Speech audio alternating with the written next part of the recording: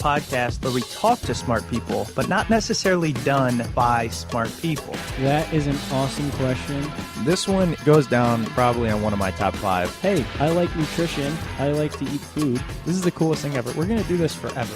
I wish I paid more attention in that class. You know, I'm going to be honest, I don't understand that. As a man, I don't get it. Welcome to smartpeoplepodcast.com.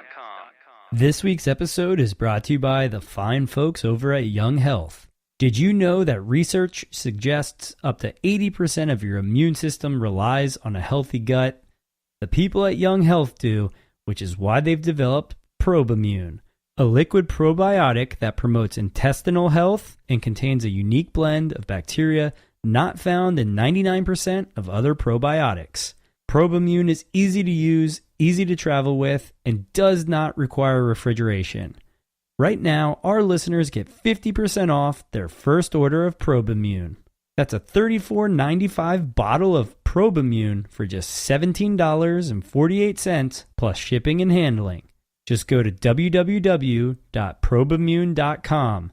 That's www.probimune.com and use promo code SMART at checkout to get 50% off today. Hello and welcome to Smart People Podcast, conversations that satisfy your curious mind. Chris Stemp here, as always, and as always, an awesome episode for you today. One that, you know, if you've been listening to the show for any length of time, you are sure to love. We are talking with Dr. Susan David. Now, let me give you a little bit of an idea about who Dr. Susan David is. Susan is a psychologist on faculty at Harvard Medical School, co-founder and co-director of the Institute of Coaching at McLean Hospital, and CEO of Evidence-Based Psychology. An in-demand speaker and consultant, she's worked with senior leaderships for hundreds of organizations ranging from the United Nations, Ernst & Young, and the World Economic Forum. But it gets better. She has a PhD in psychology and a postdoctorate in emotions research from Yale. She has spent a good majority of her time studying emotions, which I find fascinating because they play such a role in who we are, but who really knows what they are? We'll be talking about a number of things in this episode, such as why do we stay stuck in negative thinking? What are those thought patterns? What do we actually do to alleviate and live with and deal with stress and anxiety? How do we identify our values and use those to help us make decisions that are more core to our lives? The list goes on, and all of this and much more is covered in her brand new book, which came out just a few days ago, titled Emotional Agility: Get Unstuck, Embrace Change, and Thrive in Work and Life. I really enjoyed this conversation with Susan, and I'm sure you will too. Hopefully you'll take away some nuggets and let us know. Reach out to us on Twitter at SmartPeoplePod. Tell the world this is something that you enjoy. And also, don't forget, sign up for our newsletter, smartpeoplepodcast.com, bottom right-hand corner, to get all of the inside scoop, updates, never before heard audio, and much more. smartpeoplepodcast.com, bottom right-hand corner. That's it. Quick and dirty, to the point. Let's get on with this interview with Dr. Susan David as we discuss her book, Emotional Agility: Get Unstuck, Embrace Change, and Thrive and Work in Life. As always, I hope you enjoy the episode.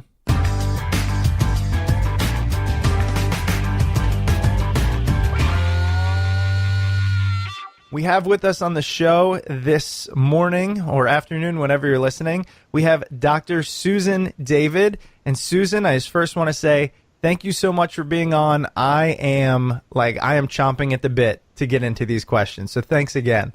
Thank you for having me. It's an absolute pleasure. So let's first, we're going to get into your background, but one of the things we kind of briefly touched on it before we hit the record button was you studied emotions at Yale. I don't know what that means. I didn't know, is it a graduate degree? I mean, I know it's your postdoc, I think. I don't really know what that means. So tell us, what is that? How did you come about studying this crazy thing, which we call emotions? It's a fairly wild job title. So, yeah, from a very young age, I was interested in emotions. I grew up in apartheid South Africa, and there was an incredible amount of fear and terror and chaos that was going around in my general context.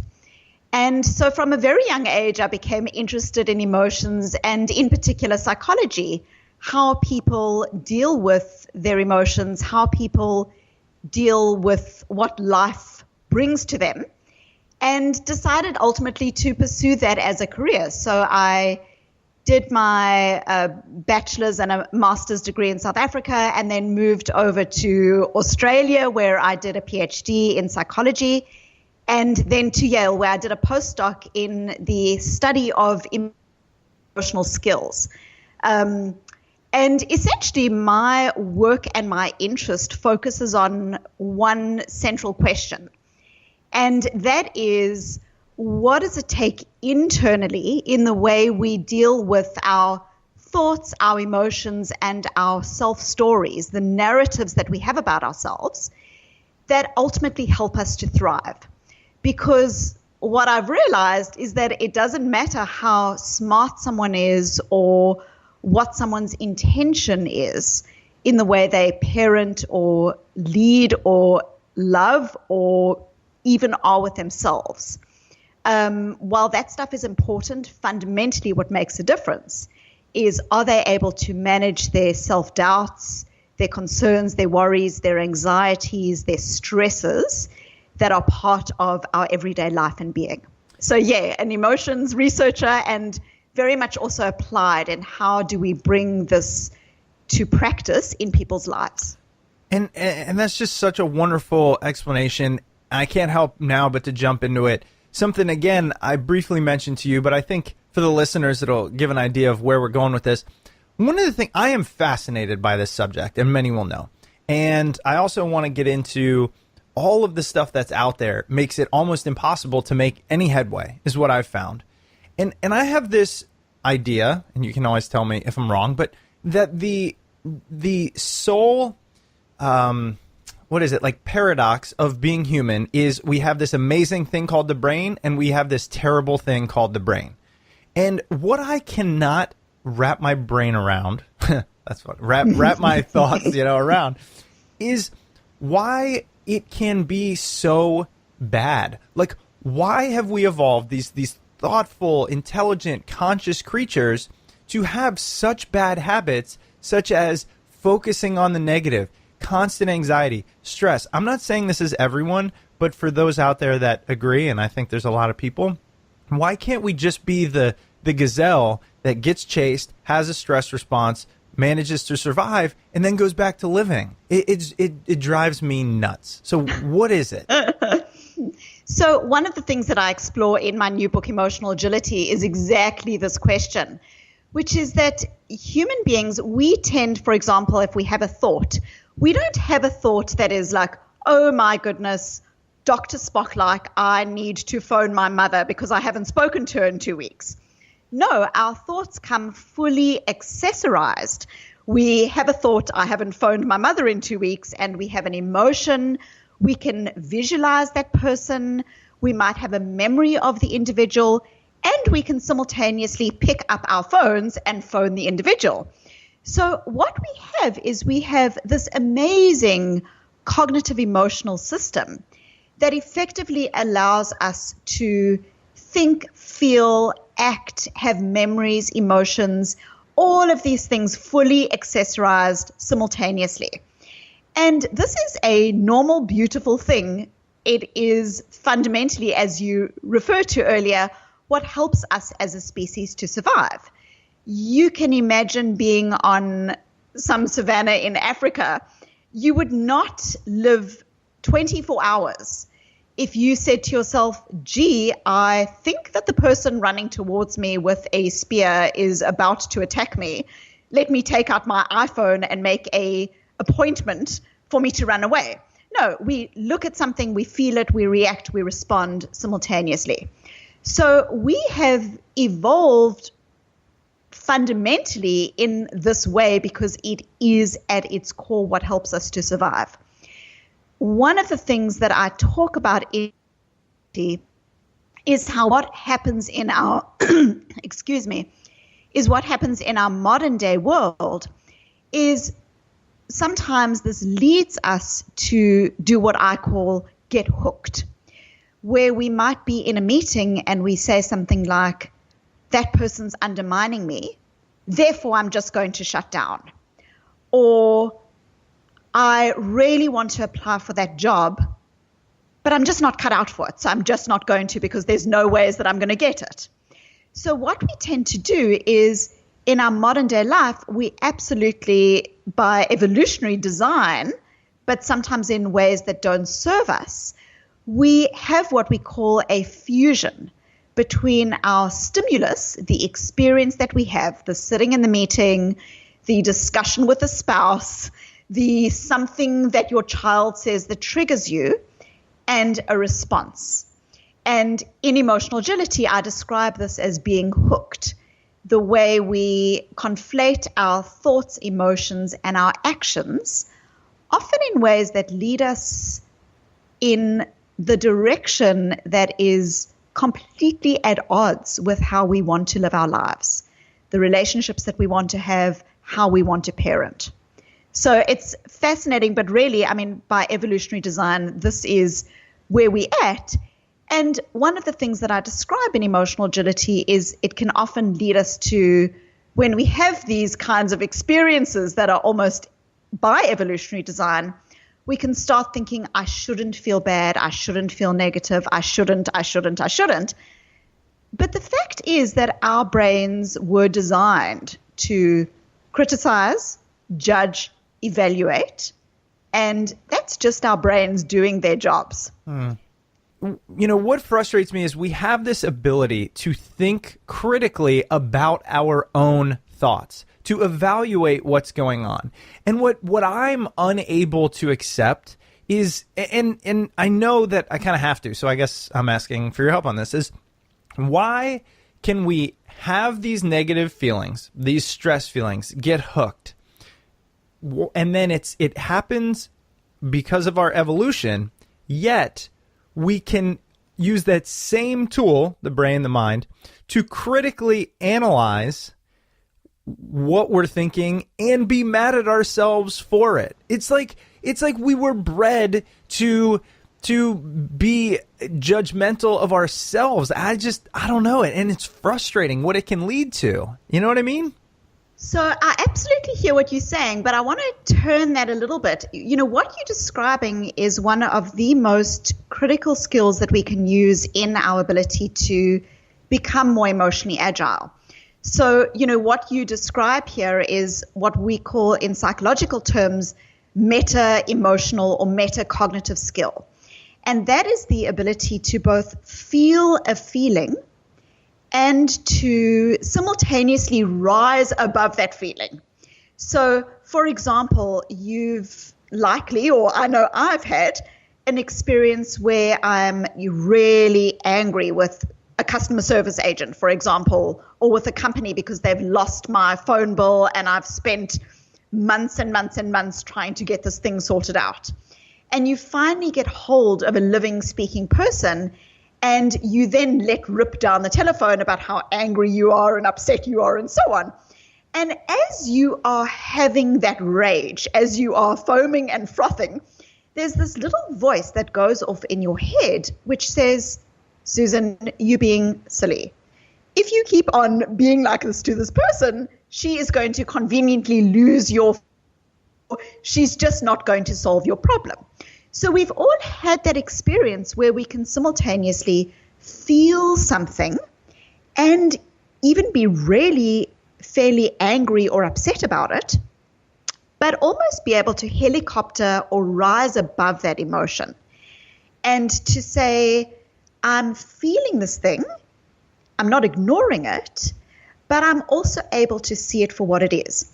So what you describe is using that meta skill against yourself. So to judge yourself, to criticize yourself, to analyze yourself.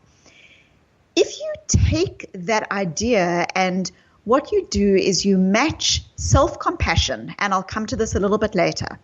So self-compassion towards the idea that you having these thoughts, emotions, stories because you are human, and that's what you are meant to be doing. That's your brain doing the job that it was designed to do, and that it's been doing for millions of years, and that nothing is going to stop it. So you take that idea of humanity and self-compassion and the idea that you really are doing the best you can with what you've got, with where you are right now.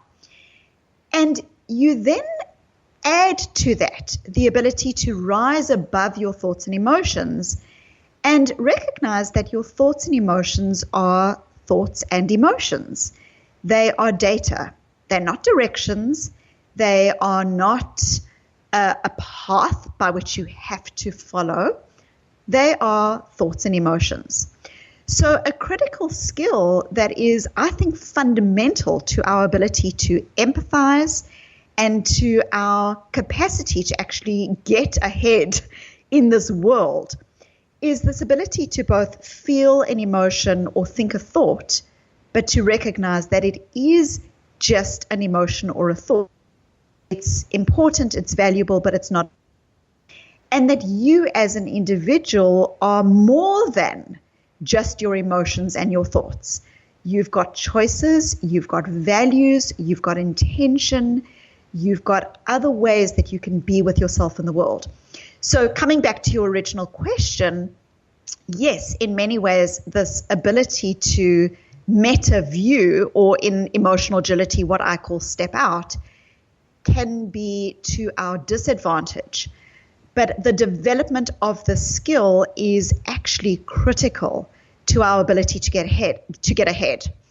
And just to add to that, if we think about, for example, something like the experience of depression, when you experience depression, very often what you are feeling is, I am feeling this feeling of sadness. The sadness is all that there is. This sadness is not going to go away. When you have a meta skill, you recognize that the sadness is one part of you. The sadness is transient because all emotions are transient, and that the sadness doesn't need to direct your actions. So a fundamental critical skill, and one that we should be teaching our children, this ability to both feel an emotion, and to rise above it. I guess I'd be remiss. I have so many questions going on, but I think the worst thing I could do is not go into this. So how do we do that? And I'm sure it has something to do with the catchphrase mindfulness. And trust me, I have my Headspace app, and I do deep breathing, and I do this stuff, and I've been doing it for a while, and I'm not that good at it yet. So I'm hoping you have some keys, because it's something that definitely has a grip on me, and I think a lot of people, I've done coaching, I hear about this stuff, I know you know it, is we put so much emphasis on the negative aspect. That is part of our survival. That is part of our evolution. And I never looked at it as we can take the same amount of attention and put it on the alternate views, or, the positive, or just that meta view. How do we do that? So one of the ways, and the first step that I describe in emotional agility, is what I call the ability to show up. When we think about emotional agility, it's often helpful to think about its opposite, rigidity. Rigidity is when we have thoughts, emotions, stories that basically dominate our action. And what that does is it takes us away from the ability to be present and connected and effective in the here and now, and in the situation that we are actually facing, whether that's a discussion at work, or a situation with our children, or at home in a relationship.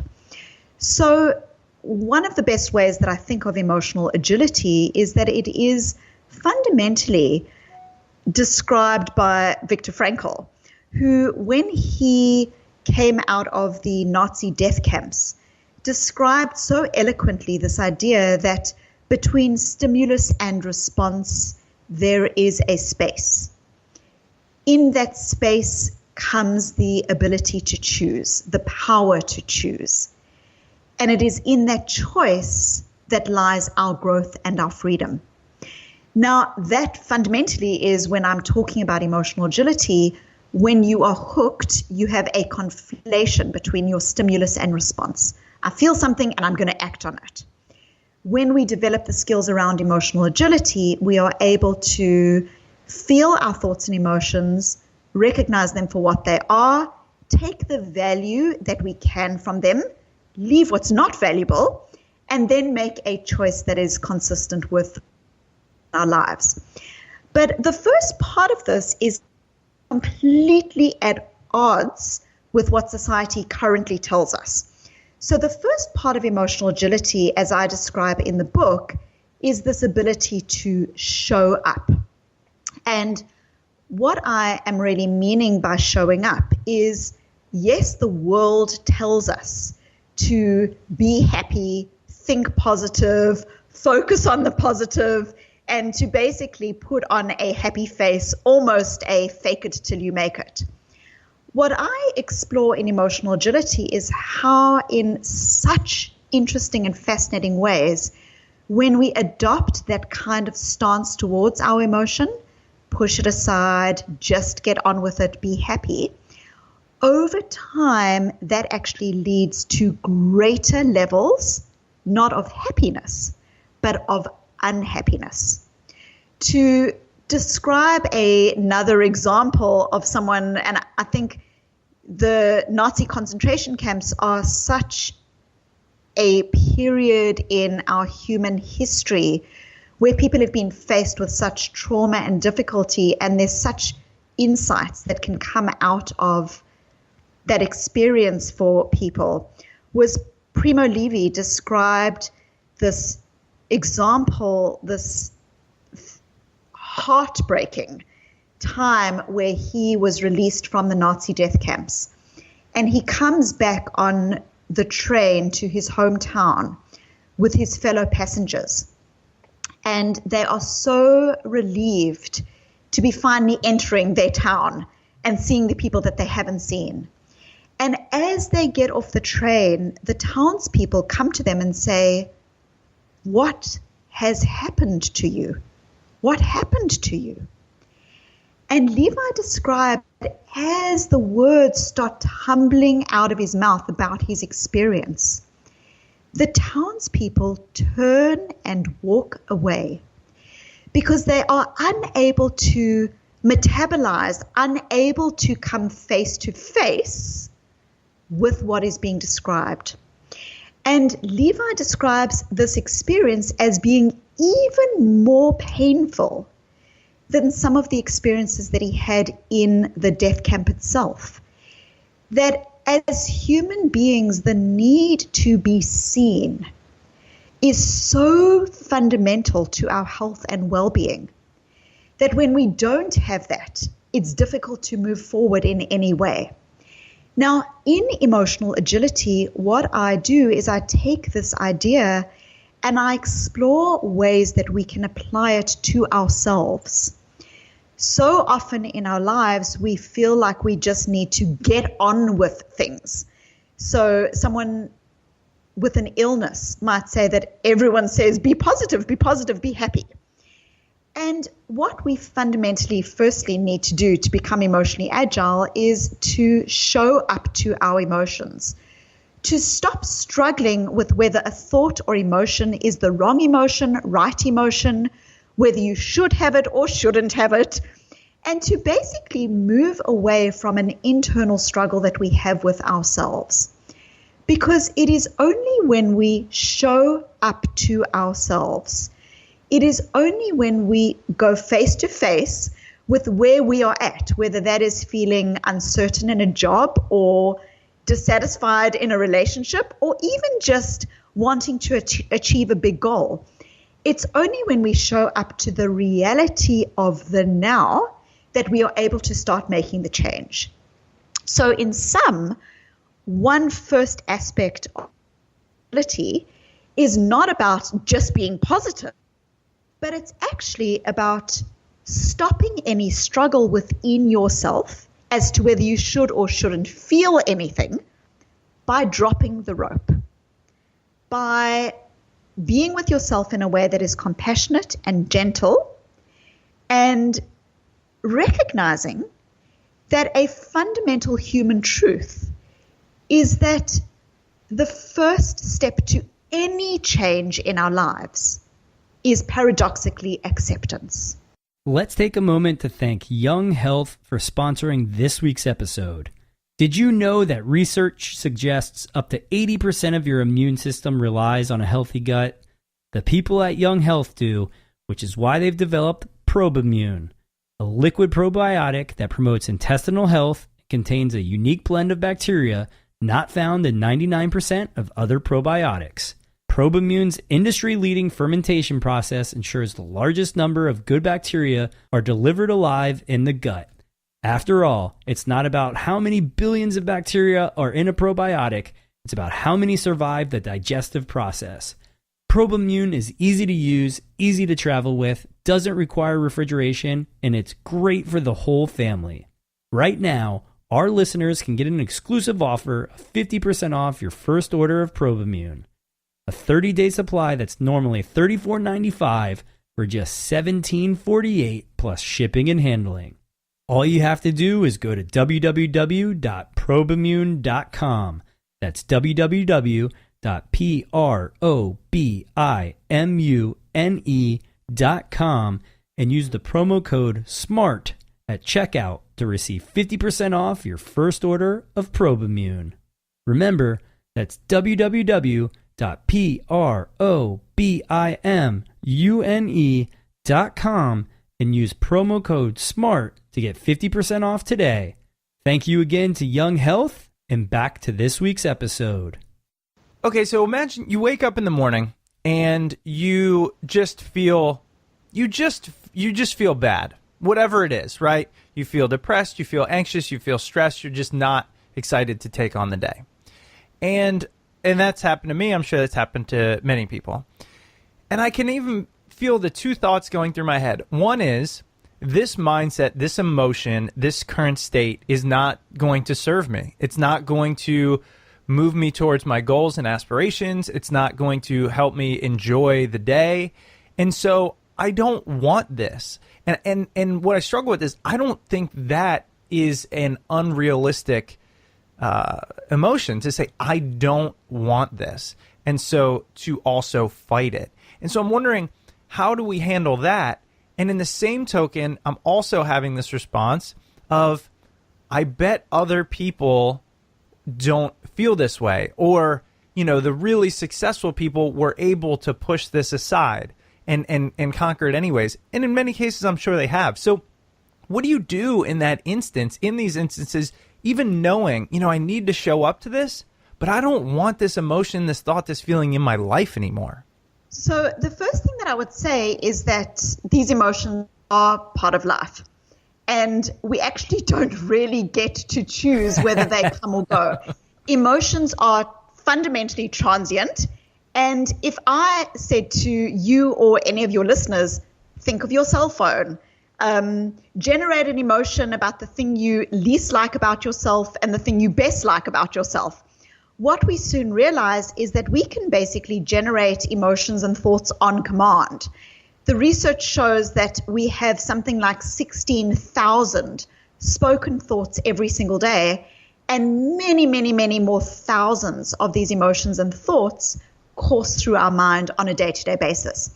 So one of the things that I think very often in the context of cultural messages is this idea that we get to fix everything. We don't like our cell phone, we buy a new one. We don't like our car, we get a new one. We don't like our relationship, we go on Match.com for a new relationship. Mm-hmm. And sometimes what we do is we try to apply that same mindset to our emotions. I don't like this. Let me push it aside. Let me get rid of it. Now, what's really interesting is, again, a paradox that we know of in psychology, which is an idea called amplification.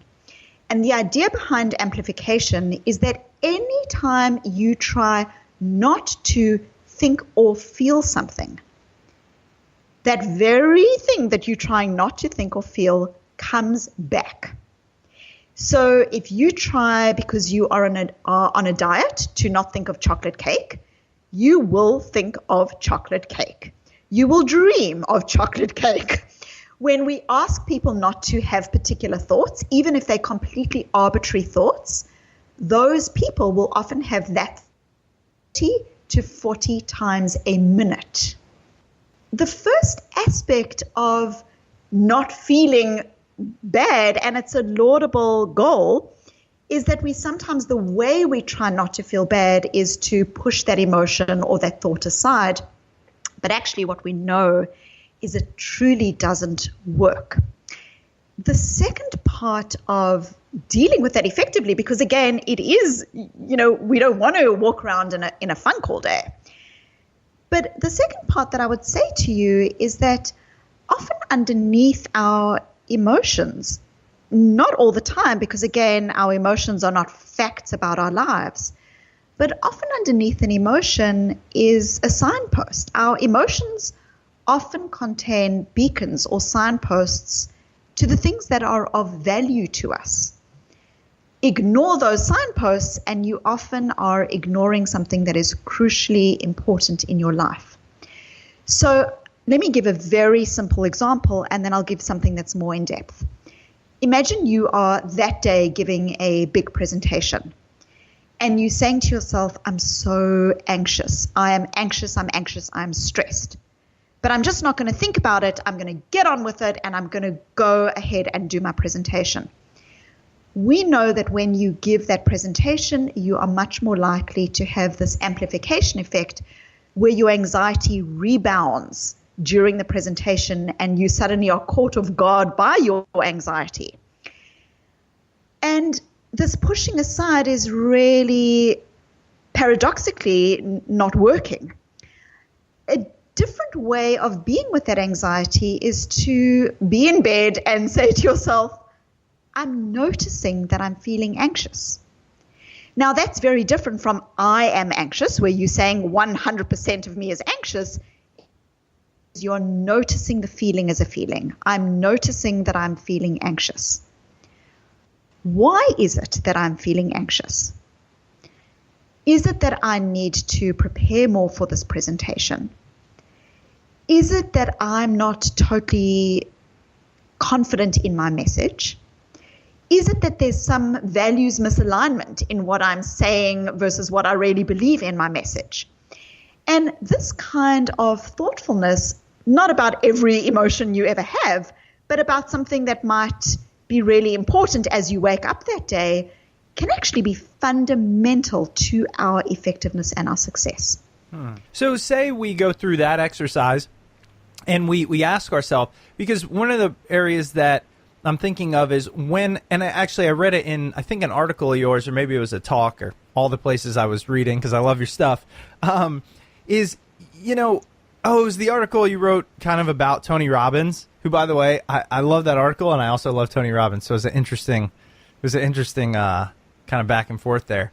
But, there are bad things that happen. You might have to give this presentation and all of the things you just said are true, right? You don't really like it. You're not prepared. That lack of preparation is going to have a big impact on your career. I mean, these are realities. And so you say, I'm feeling anxious. Here are the reasons.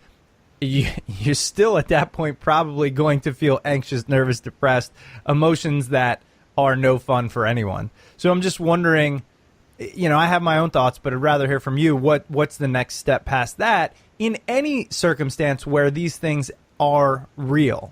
Sure. So a very first important aspect of, this example, say waking up in the morning and feeling something, and we can apply this to any context of our lives. You mentioned the Anthony Robbins article, and really what I just described in that article is this idea there is much, much, much to be admired in Tony Robbins. But I was really referring in that article to two particular aspects of some of his recent writing. And one of them was this idea that we should really constantly pursue happiness, that we should not allow any space in our lives for unhappiness. and that every moment of our days should effectively be moments in which we generate or create or cultivate joy and creativity and connection. Now, again, this is a laudable goal, but what's really fascinating is that research clearly shows that people who have an expectation of being happy all the time, or who set up a goal of being happy, over time actually become less happy. There are these fascinating experiments that are done looking at people's valuing of happiness as an end goal, and that almost give life to this wonderful phrase that expectations are disappointments waiting to happen. When you have an expectation that Christmas or Thanksgiving is going to be the happiest day of all of your family coming together, very often we are left disappointed because the reality is that people are people and there's complexities that arise and so on. So it's not that I'm anti-happiness. I actually wrote a 80-chapter edited book called The Oxford Handbook of Happiness, which is how do we as human beings cultivate real happiness in our lives. So really what I'm suggesting here is not that happiness is bad. It's lovely. I'm a happy person and I enjoy being happy. But that setting happiness as an expectation, as a goal, does not work for people. Happiness tends to come about when you are pursuing something that is intrinsically connected with what you value. It's not something that happens as an end point, but as a byproduct. So if we take the example that you were talking about earlier on, you're doing this presentation, you have to do the presentation, you're feeling stressed about doing the presentation. One of the things that I explore in emotional agility is the incredible power of values. So again, between stimulus and response, there is a space, and in that space lies our power to choose. So you're thinking about this thing that you have to do. And when we have to do something, our brains rebel. We don't want to do it. We resent doing it. We struggle with the idea of doing it. And we all know, again, you have to be on a diet. All we want is to eat the thing we can't eat. There's an incredible power in what I call want to goals. So over here, what we've got is we've got a have to goal that is a goal created out of a sense of obligation and often out of a sense of shame. I have to lose weight. I have to go to this meeting. I have to be on dad duty today. Want to goals, on the other hand, are goals that are connected with what is intrinsically important to us. So I want to lose weight because I want to see my children grow up is the same goal around losing weight, but it's connected with something that is truthfully your why, your fundamental thing in your heartbeat of what is important to you. And being with my child today because I chose to parent, and this is important to me. I am in this meeting because I really care about the customer, and generating something that is helpful for the customer is something that can be achieved in this meeting. So often what we do as human beings is we trap ourselves into subtleties of language that are around have to goals. And one of the things that I explore in emotional agility is that if you are able to surface a want to goal, and this is not forced positive thinking. It's not trying to spin doctor yourself into wanting to do something that you truly don't want to do. But the idea of being able to surface something that is truly values aligned is so freeing and so beautiful to us in our lives. And what's really fascinating, and I can talk about this more if you like a little later, is that generating want to goals versus have to goals has been found to actually alter the physics of, for example, our willpower, our ability to withstand social contagion, our ability to be well and happy and thriving in our lives. It's critical. All right, how about a huge thank you to Igloo Software for sponsoring this week's episode. Work is no longer a location. Teams can be together half a world away. Igloo is a modern intranet designed to keep everyone on the same page. Share files, have real conversations in real time, and do it all while being able to use the apps you currently use like Box, Google Drive, and Skype. Igloo brings everything together and creates a single destination that lets you focus on your work. And let's be honest, that's the most important piece. Put simply, Igloo is an intranet you'll actually like. Try it today at www.igloosoftware.com/smart. That's www.igloosoftware.com/smart. Thank you again to Igloo Software, and now back to the show.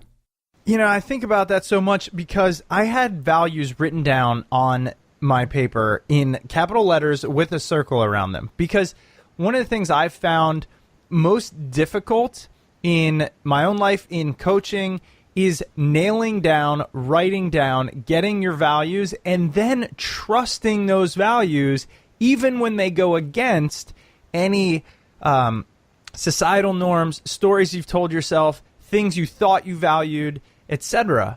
But what I've learned and what I know, but what I want to hear from you is, values are so critical in decision making. How do you recommend for people listening who may have known this or not known this but haven't done it, etc., how do we nail those down? How do we trust in them? Essentially, why do values play such a role in our ability to make the right decisions, make those want-to goals, and hopefully lead a more fulfilling life? So that's a wonderful question. It's really interesting. Values, and I think part of this is because almost every organization has its wall of values. Values often have this connotation of being something that are warm, fluffy, maybe a little bit cheesy when people use the term, and really actually almost abstract ideas. One of the things that I explore in emotional agility is how values are not these things that you have in your mind, but they are qualities of action. So these are critical. What's really fascinating is the very, very robust but recent body of research showing that as human beings, we are subject in ways that we often do not even realize to what we call social contagion. So fascinating work that, for example, shows that if you are on an airplane and your seat partner, who you do not even know, buys a snack, a chocolate or a bag of crisps, that you are 30% more likely to make a purchase. That if someone in your social circle, you do not even need to know that person, they can be 2 or 3 degrees of separation, puts on weight, you are more likely, statistically, to put on weight. If a person within your social circle that you do not even know gets divorced, you are more likely, and these are large-scale epidemiological studies. We've all experienced this in very subtle ways, how you get into an elevator, for example, someone takes out their mobile phone, you take out your mobile phone. It's this idea of, in very unconscious, mindless ways, picking up the actions and attitudes of people around us. And this can be really crucial when it comes to things like failures and setbacks and difficulties in our lives. If you, for example, are a first-generation college goer in your family, and you already are going into college with a sense of, do I belong here? Is this the place for me? And then you have a big exam and you do badly on it. What we know is that your chances of dropping out of college become elevated. However, if you have done the very simple, and it can literally be a 10-minute exercise of thinking about and writing down what your values are, the research shows that you are protected, and it's often years of protection in buffered effects around these transitions, that these kids will stay in college longer, that people will be able to move through setbacks more effectively. They will be able to, what I call in emotional agility, walk their why in a way that is robust and sound. All of this to say that values are not this thing that we somehow have in the back of our mind, but really bringing them to the front is critical, and it frees us in so many ways when we make decisions, because now we're not making decisions based on what everyone else and often everyone else's conflicting views are telling us, but rather what is important to us. So how do we get to the point of knowing what is important to us? In emotional agility, I explore various ways of doing this, where you are moving from the place of just having this abstract idea to actually thinking about, if I was today going to be experiencing my last day, what would be the kinds of things that would have made me feel the day was worthwhile? When you get into bed at night, what was it that I did today, again, that was worthwhile, which is different from that felt good, because we can often do things that feel good, but that aren't necessarily worthwhile. You know, we can go to a party and we can have a lot of fun, but it doesn't necessarily count in our hearts, and it's going to be different for different people as to something that feels worthwhile. And there are different ways that we can start exploring this idea of what is important to me. It doesn't need to be 3 things that I, have and live by forever, because again, we change and our values may change over time. But really this idea of what is the litmus for you of what effectiveness looks like, what success looks like. I was just thinking about that when you said doesn't feel good, and what was worthwhile can be just that little tweak can cause significant differences in how you evaluate what's important and your values. And so, correct. I really love that differentiation. And again, as you mentioned, you talk about it in your book, Emotional Agility. There's a number of exercises you can find. It's one of those things that I've just really kind of recently latched back onto and tried to figure it out. There's something else that I want to cover because, again, getting back to this idea of the science of psychology in our brains and goal setting and mindset and all that is really booming, and things get confusing. One of the things I've heard a lot about are stories that we tell ourselves. We interviewed a long time ago a guy who talks about how, people need to go experience or re-experience things from their childhood and all the things that make us who we are, these filters. And they might be blocking us from who we can become. How do we become aware of those stories, perhaps those blind spots? Because unfortunately, we can't physically go back and change them, whatever happened, whatever thought, however we were raised, whatever it might be. What can we do in the now to modify it, to live a life more true to who we want to be and not caught up in who we've told ourselves we always are or have been? That's so right. We all have stories. Some of the stories were written on our mental chalkboards in grade 3 about who we are, what we are destined to do, whether we are good enough, and so on. And again, these stories are not something to be struggled with. They are normal. Every single person has them, and they are key to helping us live our lives effectively. We all construct them because having a sense of coherence, who we are and our place in the world, helps us to survive. It helps us to block out what might be unimportant and move forward in other ways. But absolutely, sometimes what can happen is our stories can start to own us rather than us. So we might say something like, I'm just not cut out for, or I've got a story that I was never destined to be healthy because everyone in my family is unhealthy, or whatever the story is.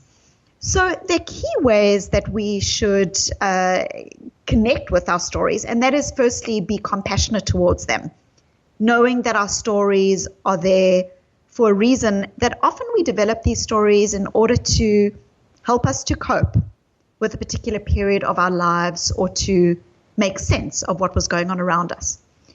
But we can start to recognize when our stories are not serving us, when firstly our stories are patterned. So for example, it's not that you didn't apply for just this one job, but that 3 or 4 times you've had an opportunity that you have somehow turned down because you didn't feel that you were good enough for it. So it's going to be different for different people, but when you move into a space where there are patterns of moving away from things, that is a sign that you've got a story that's owning you rather than you owning the story.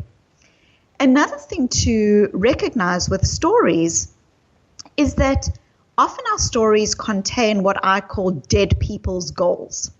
So let me explain what I mean here. A dead person's goal is when you say something like, I don't want to fail. I don't want to be hurt again. I don't want to be sad. I don't want to. So the reason I call these dead people's goals is because dead people are the only people who never get hurt, who never fail, who never get sad, who never get rejected. And you don't listen to be your role model. So a very strong sign that you've got a story that isn't serving you is when your story is somehow connected with a goal that is a dead person's goal.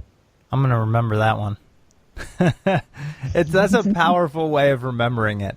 And I like talking about the stories just because it's one of those things.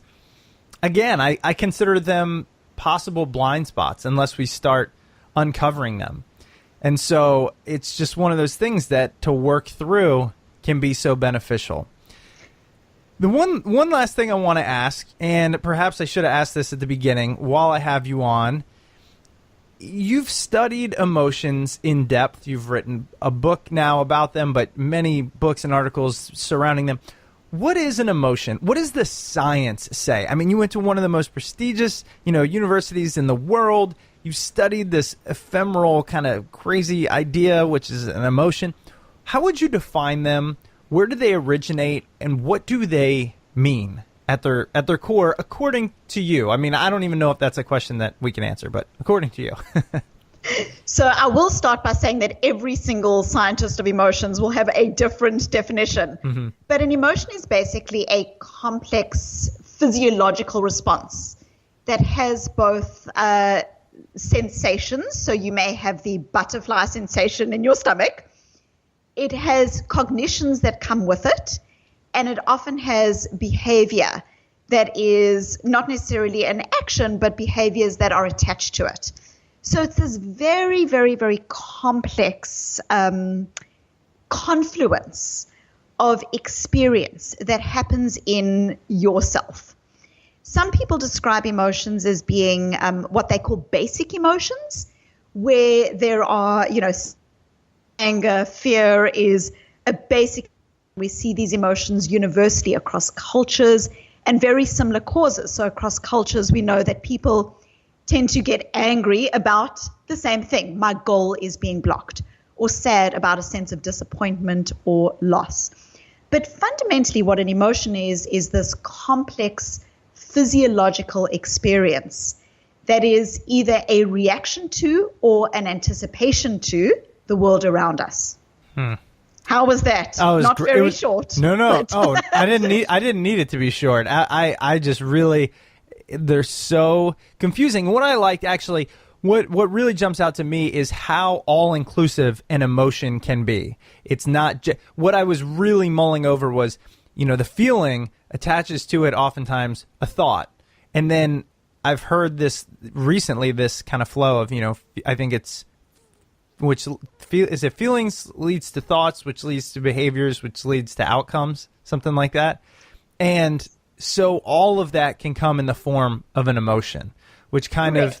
And I would actually kind of argue against that idea that a lot of times people say it's your thoughts that create your emotions, that then create your behaviors. And actually what the research really points to is the idea that this is kind of moot, that a lot of these things just co-occur simultaneously, that it's almost impossible to say, we've got a thought that's created an emotion. So just as an example, we can feel an emotion. When we feel happy, it actually can lead to a particular type of thinking, big sky, big picture, inductive type thinking. When we feel an emotion that's more neutral to negative, it can lead to a different type of thinking, which is more analytical, critical, and so on. And it's really difficult. Will one thing always precedes the other? They actually kind of co-occur in very complex and beautiful ways. I'm so glad you mentioned that. I really am. I actually, because I had always heard of the thoughts, you're right, the thoughts lead to emotions one, which lead to behaviors. And then I recently heard something, I was listening to a podcast on, I think it was on anxiety, and it was talking about how try to notice which comes first. And that was the first time I'd ever thought of that, Notice, do you just feel a certain way? Maybe you literally just feel a certain way. Maybe it's low blood sugar. I don't know. Maybe it's, low sodium or your fatigue. And then that creates thoughts, or a story gets all wrapped up in it, which goes on to the way you behave. So talking about how we don't quite know at the moment, I really, really appreciate you bringing that up. Well, Dr. Susan David, it has been an enlightening conversation. I thank you so much for taking time out of what I know is a busy schedule, because the book, Emotional Agility, Get Unstuck, Embrace Change, and Thrive in Work and Life, just came out as of this recording. It came out 2 days ago. Is that right? That is correct. Wow. Well, first of all, congratulations on that. Thank you. It's been fun. It's been an amazing, amazing journey. I'm sure. And, we will put a link to it, of course, at smartpeoplepodcast.com. I actually just purchased it. I hadn't had a chance to read it yet. I've been flying everywhere, and it just came out. I just bought it this morning on Kindle and already started going through it. It's incredible. I'm mowing through your articles. So thank you for the work you do. And is there anywhere else before you go, where can people who are really fascinated by this topic, love learning about emotions, want to strengthen their brain? Of course, the book, again, Emotional Agility. Do you write elsewhere or social media, everything like that? I do. I write frequently for the Harvard Business Review. So I've got a couple of articles out this week, but I've got a wide base of articles that people can find there. I frequently post to social media, so people can find me on Facebook and LinkedIn. But something that actually might be of use and interest to your audience is that I've also developed a free emotional agility. So if listeners go to www.susandavid.com/learn, so susandavid.com/learn, you'll see there is a quiz, and it's a 5-minute free quiz. From that, people actually get a 10-page PDF report emailed to them that's customized to their specific responses. So if people are interested in the ideas and they want to explore them more in a more personalized way, that's a great way to start. You better believe that's where I'm going as soon as we hang up. Well, Susan, thank you so much. Thank you, and dear. we'll be in Thank touch you. soon. Okay, All bye. right. Bye-bye. Hello and welcome back. I hope you enjoyed this week's episode with Dr. Susan David. Dr. David's book, Emotional Agility, Get Unstuck, Embrace Change, and Thrive in Work and Life can be found on Amazon and at your local bookstore. Please remember, if you do decide to purchase anything through Amazon, whether it's authors' books that you've heard on the show or you're just buying another computer, don't forget to use the Smart People Podcast Amazon link located at smartpeoplepodcast.com/Amazon. It's free for you to use, comes at no cost to you, and it truly does help out the show. If you're looking for other free and easy ways to support the show, please head on over to iTunes and leave a rating and review over there. Again, this comes at no cost to you, takes about 2 or 3 minutes out of your day, and we really, really, really do appreciate each and every person that leaves feedback. If you want to stay up to date on all things Smart People Podcast, please head over to smartpeoplepodcast.com, sign up for the newsletter over there, follow us on Twitter at SmartPeoplePod, and if you'd ever like to reach out to the show, you can always reach us via email at smartpeoplepodcast@gmail.com. All right, that's it for me this week. Again, I hope you enjoyed the episode. Please stay tuned. We've got another one coming out in a couple weeks. Don't forget to say hi on Twitter, and we will see you all next episode.